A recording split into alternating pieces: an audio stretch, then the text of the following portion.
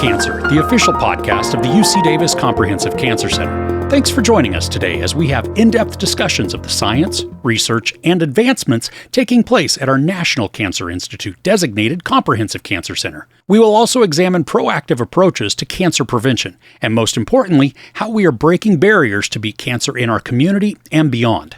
I'm Chris Joyce, and today we're talking with Dr. Julie Deng, the Executive Director for the Cancer Center's Office of Community Outreach and Engagement, and we're also speaking to Peachtree Health Community Health Worker Magali Cisneros.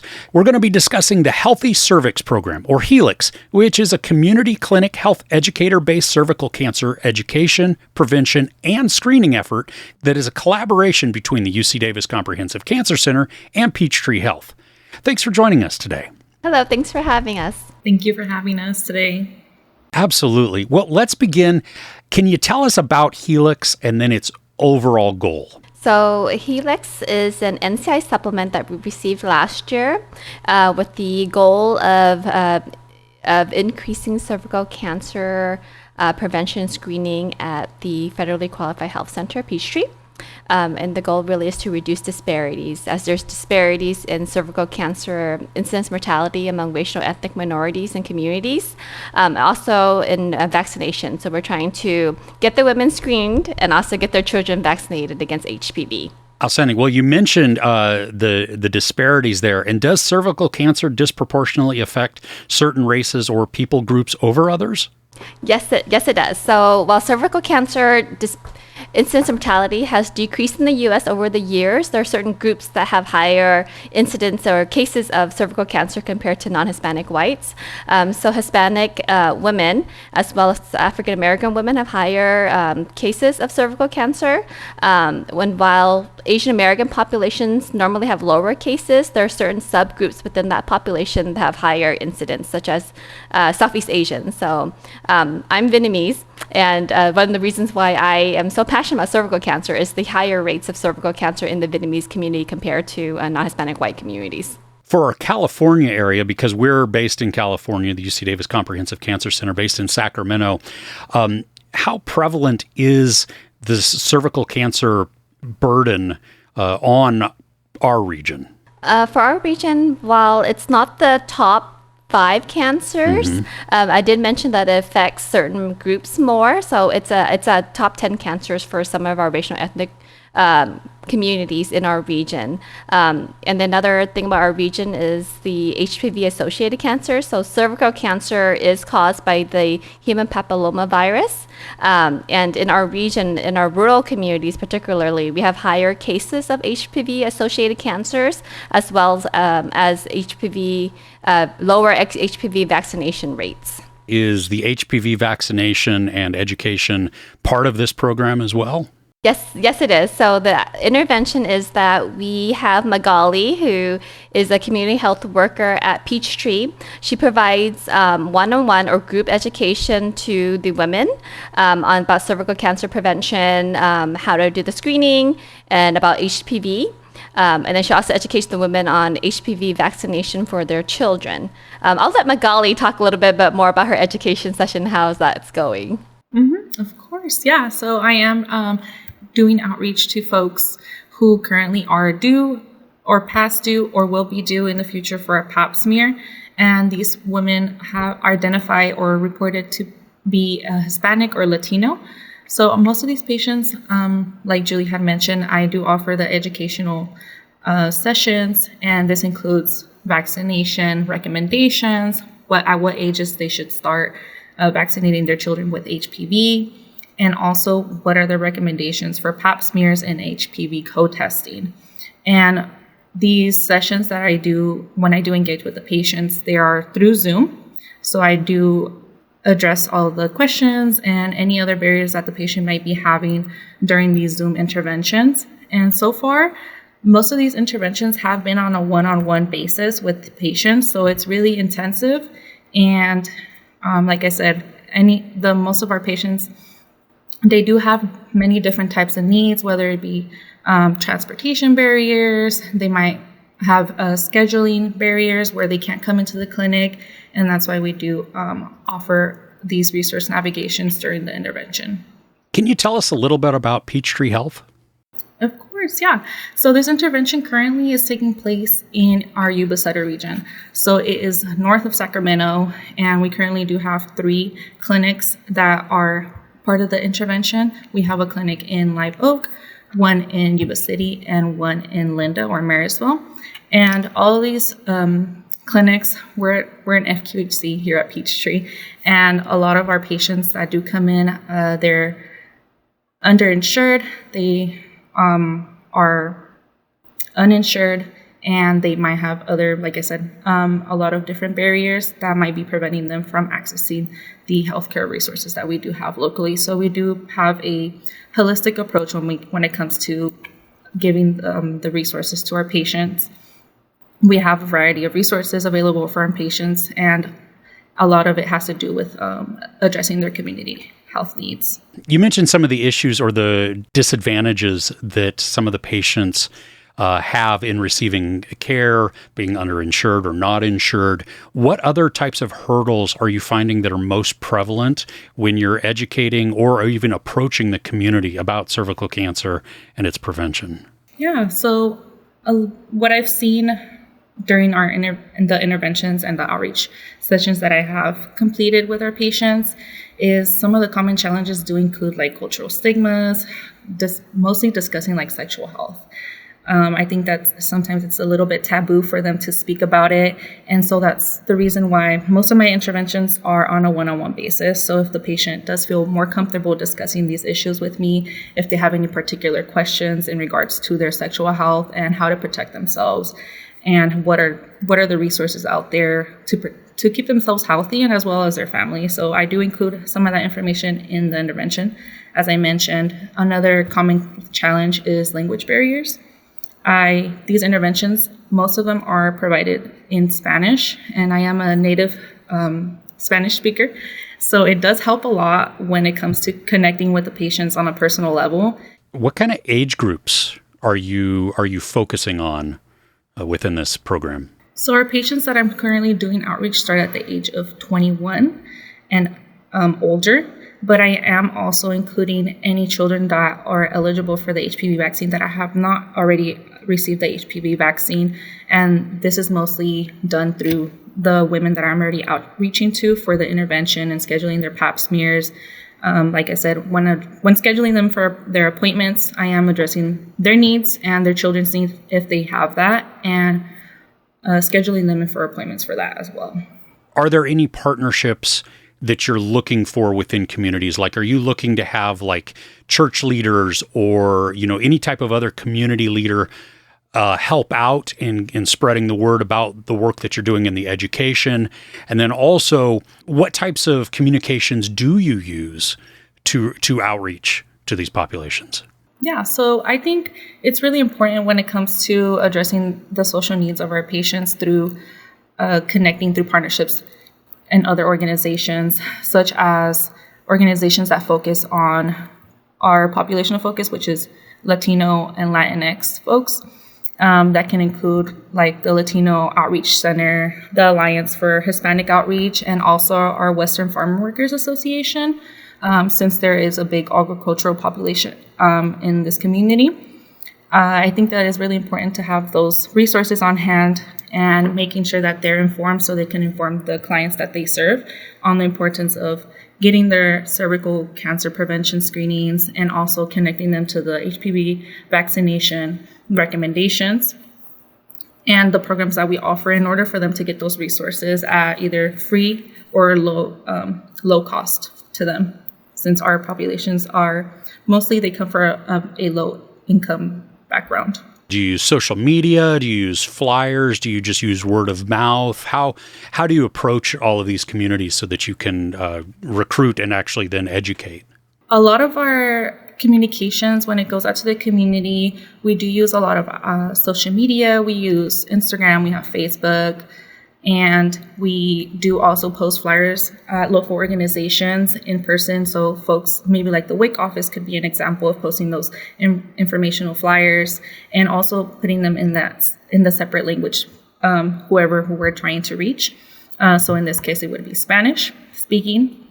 And word of mouth as well, just making it known to the community that we're here trying to spread awareness. We do have a large team that does do a lot of community outreach events and is very involved in our community, and just trying to get onto the community, making it known that we're here to support them and address their social needs as needed. If somebody's looking for the services or they want to get more information, just education, or to even speak with you, is that a walk-in type of thing? Do they have to set an appointment? How do they go about that? They can walk into any of our locations and talk to one of our front desks staff. They can also give us a call to our main line. And there's also a form that they can fill out on our website, and it does ask for their contact information, and it does give an opportunity for the person to put a small message of what they're looking for, if they have any particular questions, and if they're particularly trying to reach me, they can call the main line or also include my name in the message on our website as well, and I can get back to them promptly. Outstanding. Well, we'll be sure to include all of that contact information and links in the description. So wherever you happen to be listening, you can click on that and learn more. Tell us, how long is this program scheduled to run for? Is this an ongoing type of thing? Does it have maybe a limitation right now with the possibility of extending? So currently it's since we just started recruitment, it's going to be running for a year, and our current focus is on the Latinx community. So we're working on the Spanish-speaking women first, and then we're hoping to expand it to all the other community members of Peachtree. And then going back to the intervention a little bit, the very, I think, unique and cool part about the intervention is not only do we have Magali, who is helping with the patient navigation and providing these one-on-one education session to these patients and helping them navigate the system by scheduling their appointments. We are also offering the opportunity for a HPV self-test kit at home or in the clinic. So if the women decided that they are more comfortable doing the HPV self-test kit, we have kits available for them to do either in the clinic or at home as a part of the intervention as well, just to reduce as many barriers as we can. And we also offer gas gift cards to participants who want to go in the clinic and may not be able to have transportation, or they may have transportation barriers to get into clinic. So I think our goal is just to reduce and eliminate as many structural, administrative, cultural barriers as we can to getting the screening and the vaccination. Are those home test kits free to the patients? Yes, they are as a part of the study. So the FDA recently approved them for use in clinic, but our study is going to allow patients to either do it at the clinic or at home. Outstanding. Well, with this program and the study, obviously the goal is education, but what are some of the benchmarks that maybe you're looking at hitting, or what's going to determine a positive influence or an outcome within this?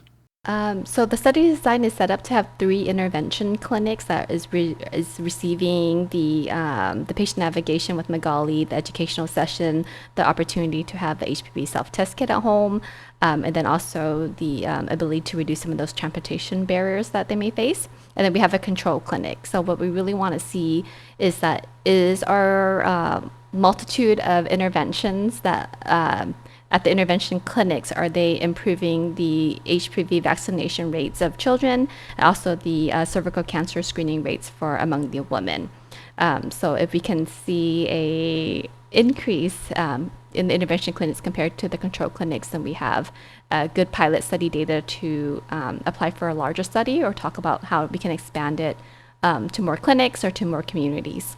That's awesome. So we're hoping that this becomes wildly successful to then fund more so that we can just continue to build the outreach and the education and reach more and more potential patients that way. Yes, correct. I think the Magali's role in the patient navigation is so important to the work, particularly when you talk about cervical cancer screening, or you're talking about topics that may be culturally sensitive. To have her be that navigation, the gatekeeper to the community, is very important. And having culturally tailored materials. So the materials that we have for this intervention has been previously developed in a different study. And we worked with Peachtree to adapt it for their patient needs. So adaptation of evidence-based materials is very important, and then the bidirectionality is very important. So working with Peachtree on each step of our process. So we have like a pre-implementation aim where we really spent Magali, like 8 months figuring out what the workflows were going to look like, focus grouping the materials with patients, and then interviewing providers and other primary care team members on like what they thought would work best in their clinic, since all clinics are different. We had to develop new workflows. Magali's team had to develop new like EMR type things, right? To incorporate the HPV self-test kit in their clinic workflow. So it's a lot of pre-implementation that went in, and a lot of like community co-design, and we meet on a monthly basis to talk about all these pieces. So it's important to know that if you're going to be doing this type of work, that you definitely need to make sure that you include the community input, and that they're co-designing everything with you. Absolutely. You don't want to be doing any of this in a vacuum and then completely miss the mark from the intended audience. Definitely. And then we still meet on a monthly basis to go over any barriers and challenges. So we didn't know about the gas card issue until a more recent meeting where we talked about like, oh, what do you think are some of the issues that we're going to run into? So we came up with some ideas on how to address those. We came up with new flow charts for Magali. It's like, if you saw, it's like this super complicated diagram, but if a patient says this, what should you do next? If a patient says that, what should you do next? So these are very helpful things to make sure that it's successful for this particular community. And I love that it's an ongoing evolution of problem solving. So if you discover a new issue within the population and within the community, you can address it right then at your monthly meetings and make a positive change for that. Are there any other like hurdles that you have seen come up that you're trying to address now, or are you pretty much up to date right at the moment and then waiting for the next thing? I think at the beginning, Magali mentioned some of the challenges. So it's like, as researchers, we don't think how long our surveys are going to be or how long our interventions are.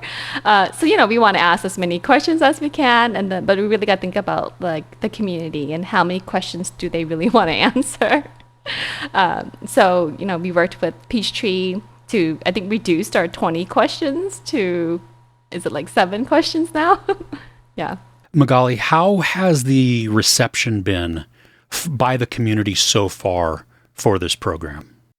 So far, I feel like the reception for the information that's being offered to the patients has been taken really well.